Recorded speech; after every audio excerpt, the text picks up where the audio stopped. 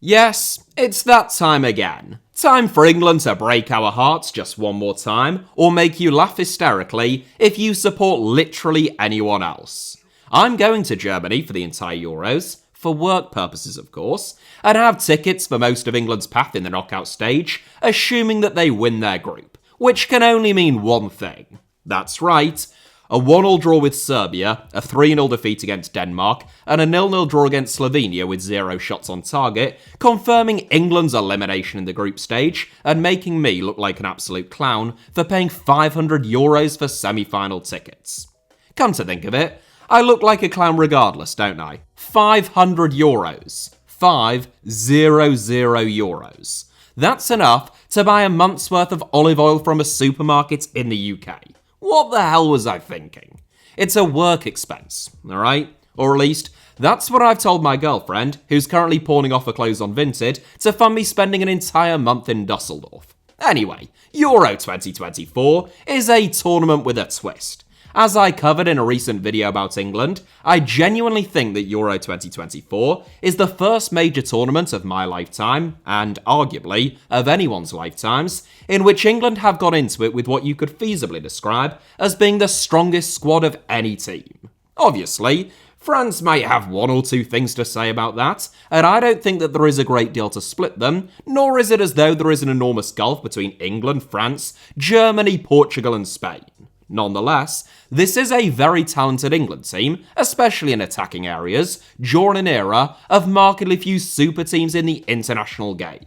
Look, I'm not saying that it's coming home or anything, I'm just saying that, theoretically speaking, during my lifetime at least, there has probably never been a higher probability of it coming home. Tomorrow, Gareth Southgate will name his preliminary squad for the Euros, which will be whittled down to a final squad of 26, sometime before UEFA's deadline on June 7th, 1 week before the tournament begins. So, in anticipation of Gaz's announcement, I thought that I'd share with you both what would be my 26-man squad and starting 11 for the Euros, and the 26-man squad and starting 11 that I think Gareth Southgate will actually pick. Because, controversially, some may argue that, in this context, and in this context only, Gareth Southgate's opinion might be more important than my own. So, without further ado, who isn't English, and most likely wouldn't make the squad even if he was, here is what I expect to be Gareth Southgate's Euro 2024, England squad and starting 11, followed by what would be my own.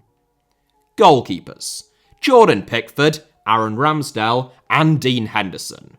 It doesn't get talked about much because Jordan Pickford is so good for England and almost never seems to get injured or suspended. Oh god, I've just jinxed him, haven't I? But England have a real dearth of talent between the sticks. In fact, England haven't been blessed with great goalkeepers for quite some time. Gone are the days of keepers of the calibre of Ray Clements and Peter Benetti playing second fiddle to Peter Shilton and Gordon Banks.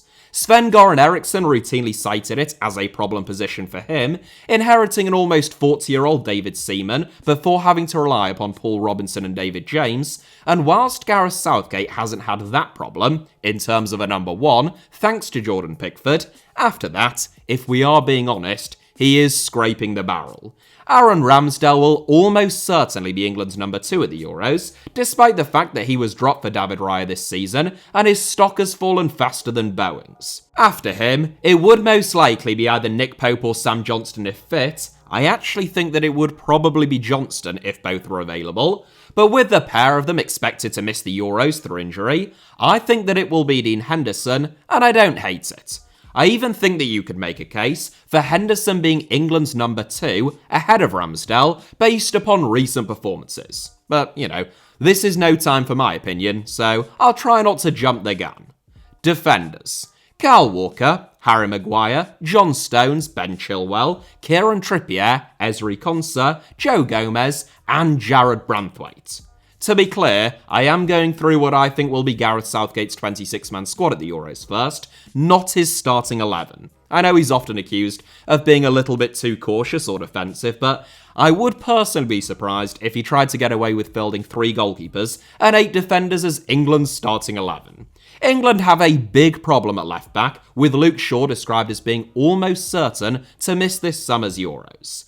Shaw's importance to England is such that even if he were 100% ruled out of the group stage, but there was only a 50-50 chance that he might be able to return in time for the knockouts, I think that Southgate would still take him. But I don't think that there is even going to be a 50-50 chance of him returning for the knockouts, hence he doesn't make my predicted England squad. The rest of the back line, I think, just about picks itself, in Southgate's eyes at least.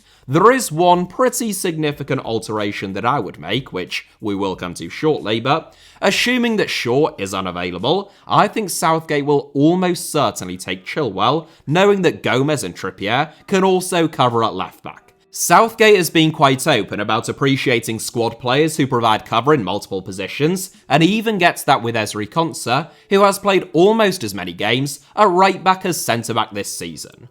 Without wanting to preempt my predicted England 11, I don't think that anyone doubts that John Stones and Harry Maguire will be England's starting centre-backs, and Southgate has always wanted someone who can provide cover for Maguire as an airily dominant physical presence, capable of complementing John Stones. At Euro 2020, among other occasions, Tyrone Mings provided that function until Maguire returned to fitness. Meanwhile, Lewis Dunk is also capable of fulfilling a similar role.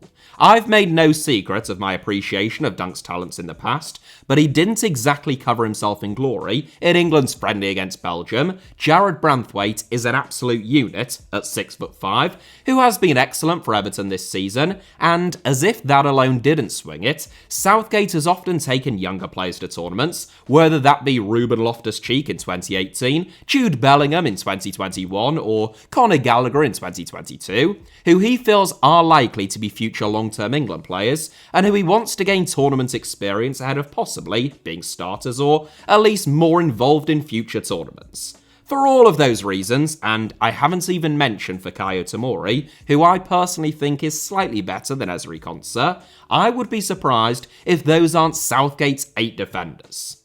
Midfielders: Declan Rice, Trent Alexander-Arnold, Jordan Henderson, Jude Bellingham, Conor Gallagher, and Kobbie Mainoo. If you thought I'd left Trent Alexander-Arnold out of my predicted England squad for Euro 2024, then fear not.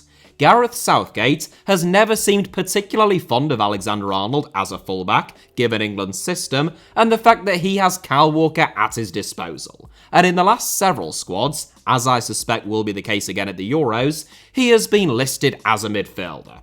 Whether Alexander-Arnold will play much at the Euros is an interesting question, but I don't think that there should be any doubt about him making the squad.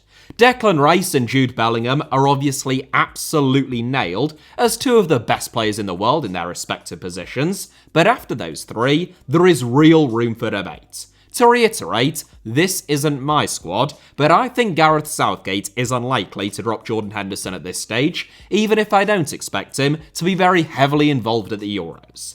Henderson is a Premier League and Champions League winning captain, and I think it's evident that, in what will inevitably be another young England squad, especially in midfield, Southgate feels as though Henderson's knowledge, experience and calmness can play an important role for England, even if he barely actually plays. Plus, he ended homophobia in Saudi Arabia in 5 months. That kind of thing can't go unnoticed. Conor Gallagher, even though he divides opinion, I think is probably almost as nailed as Rice and Bellingham in Southgate's mind, and honestly, again, I don't hate it. After Cole Palmer, he's probably been the second best player at Chelsea this season. He's got a lot of energy, and he's been to a tournament now and reached double figures in terms of caps. That leaves one spot still up for grabs, and personally, following his performance on his full debut against Belgium, in which he won England's Man of the Match award, I would be surprised if it didn't go to Kobbie Mainoo. He may only have turned 19 last month, but Mainoo has rapidly made a very big impression, hence his belated call-up for those friendlies against Brazil and Belgium, racking up 30 appearances for Manchester United, and becoming an integral part of Erik ten Hag's not very good team. You'll soon find out whether I think he's done enough to convince Gareth Southgate that he should start at the Euros, but odds are I think that he'll make the squad, along with Gallagher and Henderson, ahead of the likes of James Ward-Prowse, Calvin Phillips, and Curtis Jones. Forwards: Jack Grealish, Marcus Rashford, Anthony Gordon, Bukayo Saka, Cole Palmer, Phil Foden, Harry Kane, Ollie Watkins, and Ivan Toney. Without wanting to go full boomer on you, everyone's a forward these days, aren't they? When I was a lad, there'd be 4 or 5 forwards in the England squad at most. I'm talking Wayne Rooney, Michael Owen, Emil Heskey, and Darius Vassell. 2 good ones who play, and 2 not very good ones who don't. Simple as. Nowadays, though, with the woke mind virus, political correctness, and wind turbines, every winger is listed as a forward. That is because most wingers play in front threes now rather than in midfield fours, and most are actually inside forwards. But I refuse to let facts undermine my deeply held views on the culture wars. Where was I? Oh yeah, forwards. Bukayo Saka, Phil Foden, and Harry Kane are absolutely nailed, and I would be extremely surprised if Cole Palmer didn't make the squad, given his performances in the Premier League this season, his versatility, and the fact that he broke into the squad during the last international break. After that, I think this is the most contentious area of the pitch for England, if not in terms of who starts, certainly who makes the squad. You'd have thought Marcus Rashford was nailed 12 months ago, not just to make the squad, but probably to start, off the back of a 30-goal season. But as with so many Manchester United players, he has had a pretty turgid season if we're honest. I still think that he'll go, Southgate's system works best, with speed and dynamism on the flanks, either side of Harry Kane, and we all know how good he can be and what an asset he would be at his best. But I don't think Rashford, or anyone else, could have too many complaints if he just missed out. Jack Grealish is perhaps in a similar boat, as someone obviously of immense talent and a regular in the England squad, who has just had a bit of a slow campaign off the back of playing a pivotal role in Manchester City's treble win last season. Even at his best, Gareth Southgate has struggled to accommodate Grealish, perhaps putting him in mild danger of missing out now, but I still think that his sheer ability, especially in terms of keeping the ball, progressing play, and winning free kicks, is too useful a tool off the bench for him to be entirely overlooked. Anthony Gordon is probably in the most precarious position of any of the wingers who I think will make Gareth Southgate's squad, having only won 2 caps for the 3 Lions and with 2 players likely to be ahead of him in his preferred position. But I still think that he'll make the cut. I spoke about Southgate's fondness for speed and dynamism on the flanks, and Gordon is absolutely rapid. He's also had a fairly barnstorming season, scoring 12 goals and making 11 assists. He is one for the future, who has long been part of England's youth team setup, which we know that Southgate likes, and he has experience winning an international tournament, having played a pivotal role in England's success at the 2023 Under-21 Euros. For all of those reasons, I actually would be quite surprised if Southgate left Gordon out. And last but not least, obviously Harry Kane, the England captain, is the first name in the squad, even if he is cursed. I would be amazed if Ollie Watkins didn't make the squad off the back of the season of his life, in which he has made a quite incredible 40 goal contributions in 50 games, 27 of them goals and 13 assists. But then, in the 2 friendlies against Brazil and Belgium, it was probably actually Ivan Toney, who has only scored 4 goals this season, missing much of it due to a gambling ban, who made the bigger impression. I think Watkins is about 97% guaranteed to make the squad, and I'd put Toney's odds at closer to 60%. In fact, there might not be anyone in my predicted England 26-man squad who I'd consider to be more at risk than Toney, but on the balance of things, I still think it's more likely that he'll just squeak in. You have to think, Watkins and Toney are only ever going to play if Kane is injured, suspended, or Gareth Southgate wants to rest him. And even if Kane were sidelined, I think that there is a non-zero chance that Southgate would play Phil Foden as a false 9, as Pep Guardiola has done at times, in order to fit another of his immensely talented wingers or number 10s onto the pitch. Whereas Watkins is only ever going to be an understudy to Kane, I think Toney perhaps offers something a little bit different in terms of his presence, build-up, and the way in which he can mix things up and disrupt defences. And if you're still not sold, the fact that he's England's best penalty taker, with a 93.75% success rate, might just swing it for him. Of course, there are lots of players, especially forwards, who haven't made my predicted England 26-man squad, but rest assured that I will address them either with my alternative personal 26-man squad, or, if I don't fancy them either, with the honourable mentions at the end. From that squad of 26, I think this will be Gareth Southgate's starting 11 in the opening game against Serbia, and what he considers to be his strongest 11, unless anyone manages to influence that decision, for better or worse, with their performances at the tournament. That 11 reads Jordan Pickford in goal, a back four of Walker, Stones, Maguire and Chilwell. Declan Rice is partnered by Conor Gallagher in midfield, with Jude Bellingham playing as a number 10, Bukayo Saka on the right, Phil Foden on the left, and Harry Kane through the middle. This sounds like a bold claim, I know, naming an entire starting 11 almost a month before a tournament, but injuries aside, I feel fairly confident about that being England's team against Serbia. I don't mean confident in the sense that I think that team is great and will win everything. I mean confident that, in Gareth Southgate's head right now, he thinks that is his strongest 11.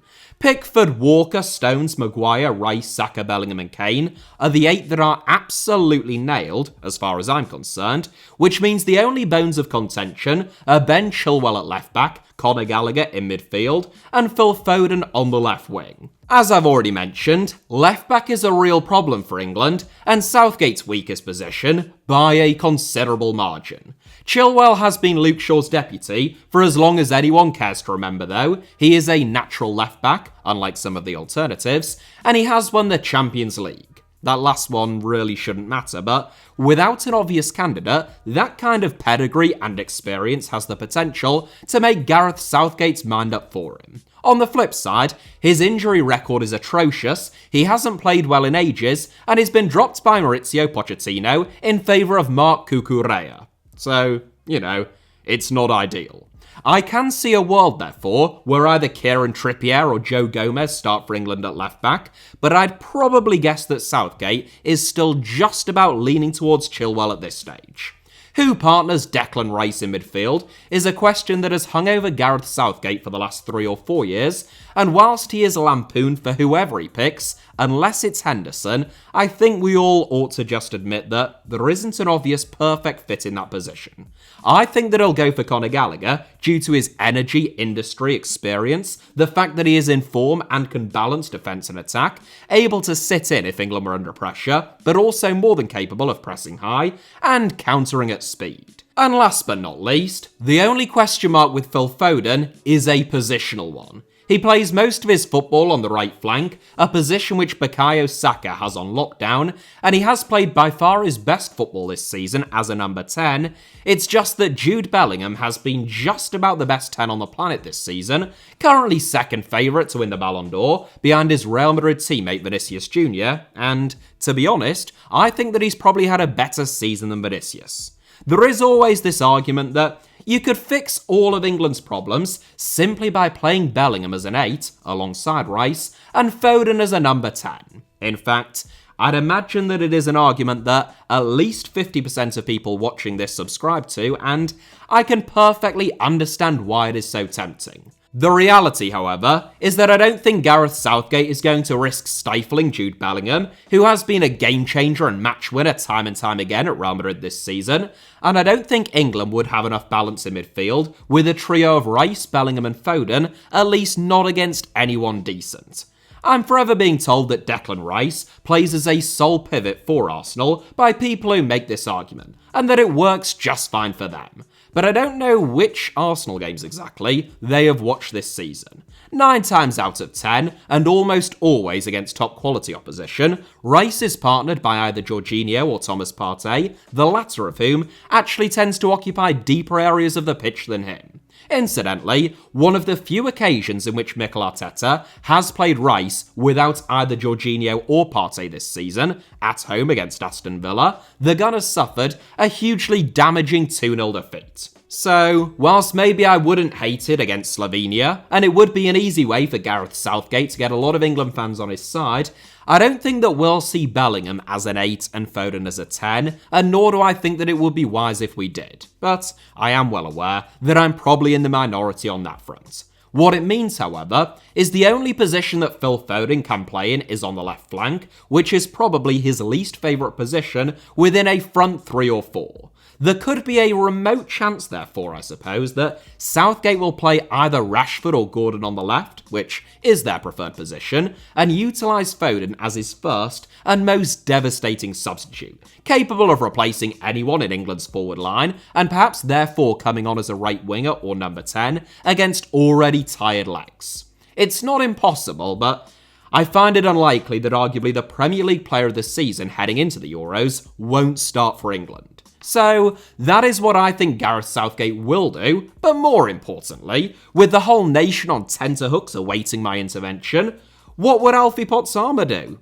I'm not going to go through my entire 26-man squad, as that would be very tedious, and there are only actually 3 changes that I would make to what I think will be Gareth Southgate's 26-man squad. Personally, I would take Crystal Palace's Tyrick Mitchell ahead of Ezri Konsa as a more specialised solution to England's headaches at left-back, and I think England would still have plenty of cover at centre-back and right-back without Konsa. I would take yet another Crystal Palace player, Adam Wharton, ahead of Jordan Henderson, much as I can appreciate and understand what Henderson might bring off the pitch and why Southgate would want to bring him, but I actually think that he has become a bit of a toxic influence outside of the England camp in terms of the attitude of England fans towards him following his move to Saudi Arabia, and pitiful short-lived explanations, plus Wharton has been outstanding this season, almost perfectly fits the profile of midfielder that England are lacking, and may well have a long international future ahead of him. And finally, and perhaps most controversially of all, as much as I love him and at his best, he wouldn't just make my squad, I would be seriously tempted to start him. I think that I would probably drop Marcus Rashford in favour of Jarrod Bowen.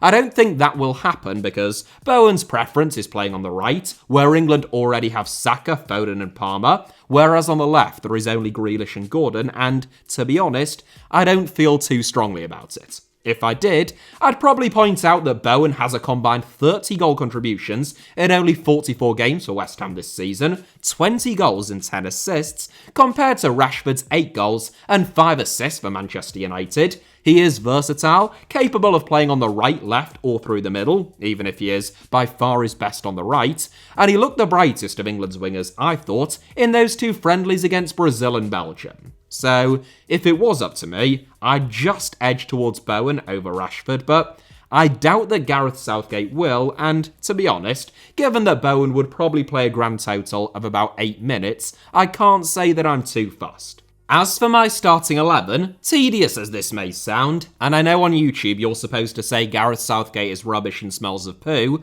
there is only one alteration that I feel confident I would make, and that is dropping Ben Chilwell. Chilwell has played well maybe once, twice at an absolute push in 2024. You can count on one hand the number of good games that he's had all season, and he was awful in England's friendly against Brazil. Obviously, he is, or at least was, a very good footballer, and at his best, I don't just think that he'd be the best of a bad bunch, but probably actually a perfectly capable replacement for Luke Shaw. Not only is Chilwell not at his best though, he's currently at his worst, and I fear that he could be exposed and cause England real problems at the Euros. Personally, I would start Tyrick Mitchell at left back, who I don't think will even make the squad. Capped twice to date, age 24, don't get me wrong, I don't think that Tyrick Mitchell is an ideal replacement for Luke Shaw, and despite my concerns surrounding Ben Chilwell, I could just as easily have put Kieran Trippier there, someone who is much more experienced, Gareth Southgate is clearly fond of, and is comfortable playing at left back.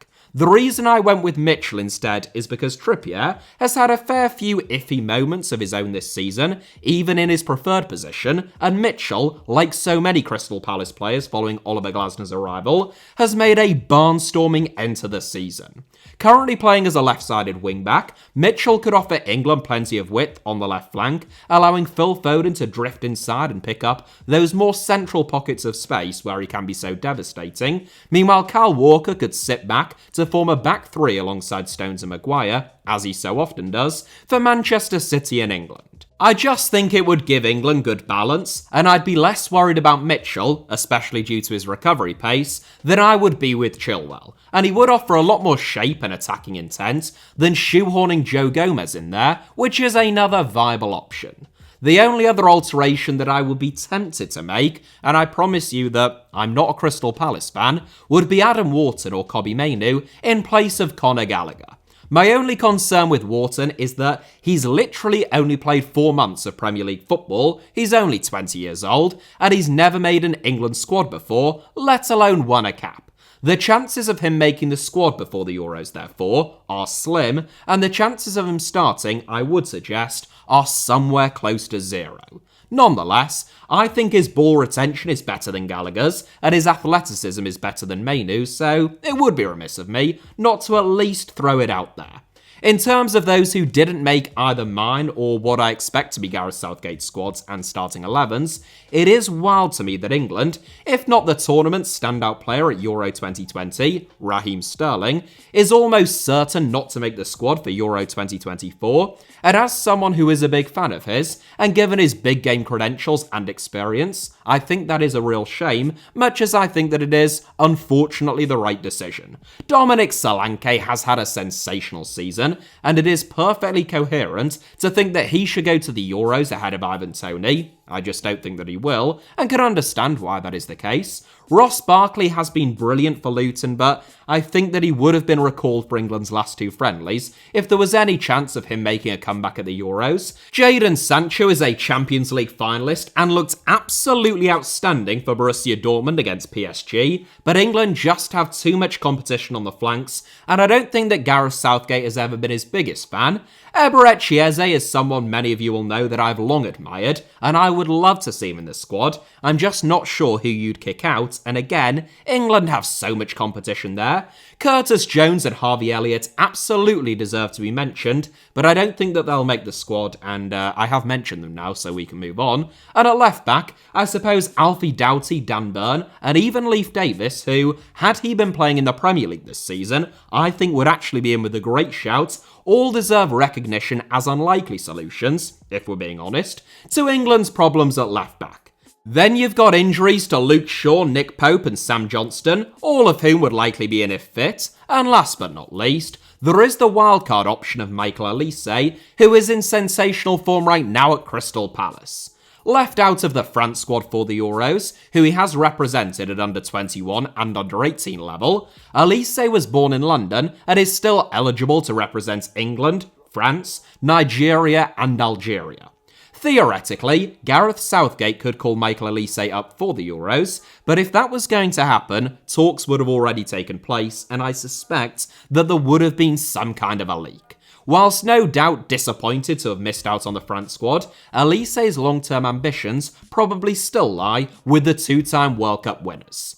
Olise's chief competition in the France squad, namely Antoine Griezmann and Kingsley Coman, are 33 and 28 years old, whereas his chief competition in the England squad, like Jude Bellingham, Bukayo Saka and Phil Foden, are 20, 22 and 23.